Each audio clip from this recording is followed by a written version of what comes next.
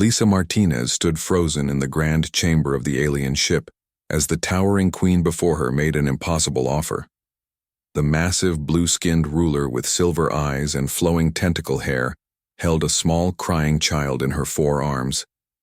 Human female, if you can silence my offspring's tears, I will grant you my hand in marriage and make you co-ruler of our empire, the queen declared in perfect English through her translation device. Lisa's mind raced. She was just a kindergarten teacher from Ohio who had been abducted 3 days ago along with her research team. Now she faced Queen Zara of the Vorthak Empire, one of the most powerful beings in the galaxy. The alien child continued to wail with sounds that seemed to pierce through dimensions. Its small blue body shook with each cry, and its tiny tentacles writhed in distress. Lisa noticed the queen's desperate expression despite her regal composure. "Your Majesty," Lisa said carefully, "may I ask why your child cries?" Queen Zara's silver eyes dimmed with sadness. "She has cried for 7 cycles without rest. Our best healers cannot determine the cause. Our scientists are baffled. Even our psychic advisors have failed. The sound tortures our entire fleet." Lisa looked around the chamber. Dozens of alien nobles and advisors watched with hope and skepticism. She had read about Vorthak culture during her brief captivity. They valued strength above all else, yet their queen was showing vulnerability. "What have you tried so far?" Lisa asked, stepping closer despite her fear. "Everything," Queen Zara replied. "Healing crystals, sonic therapy, nutrient adjustments, temperature modifications, even time dilation chambers. Nothing works." Lisa studied the small alien child more carefully. Its cries reminded her of something familiar from her classroom back on Earth.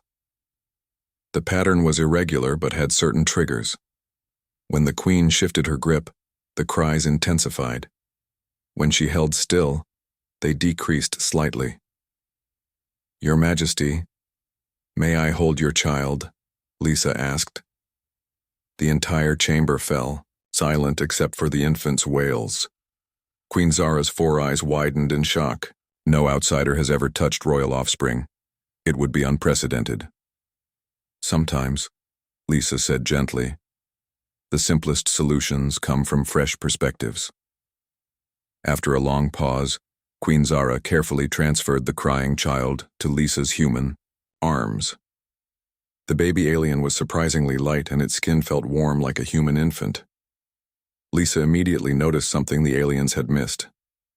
The child's small tentacles kept reaching toward a specific direction, toward the large viewing window showing the stars outside. She walked slowly toward the window, holding the child facing outward. The cries began to soften. Lisa started, humming a simple lullaby she used with her human students. Swaying gently from side to side, "Rock-a-bye alien in the star tree, when the solar wind blows the cradle will flee," she sang softly, adapting the familiar tune. The alien child's cries gradually diminished to soft whimpers, then to quiet breathing.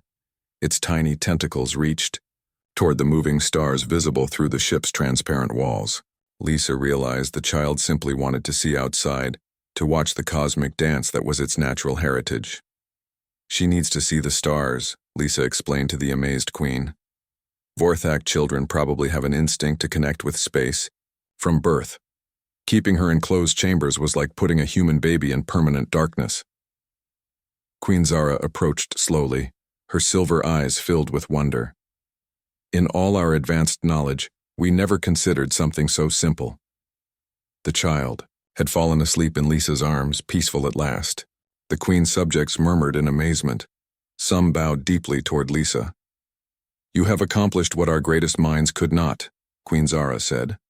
"A promise made by the royal house must be honored. Will you accept my proposal of marriage?"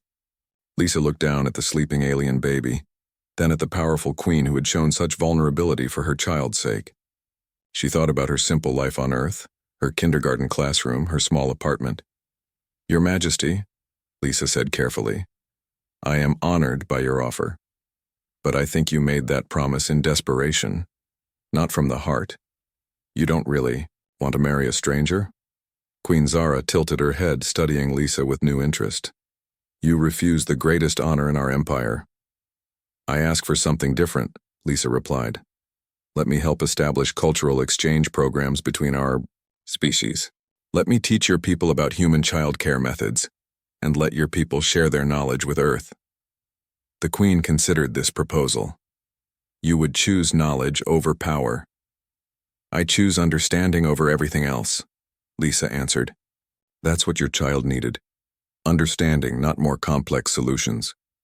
Queen Zara smiled, an expression that transformed her imposing features into something almost human. Perhaps this is why you succeeded where we failed. Very well, Lisa. Martinez of Earth, you shall become our first cultural ambassador. Your people and mine will benefit from this exchange. As Lisa gently returned the sleeping child to its mother, she realized this moment would change both their worlds forever. Sometimes the greatest victories came not from conquest, but from the simple act of caring for a crying child under alien stars.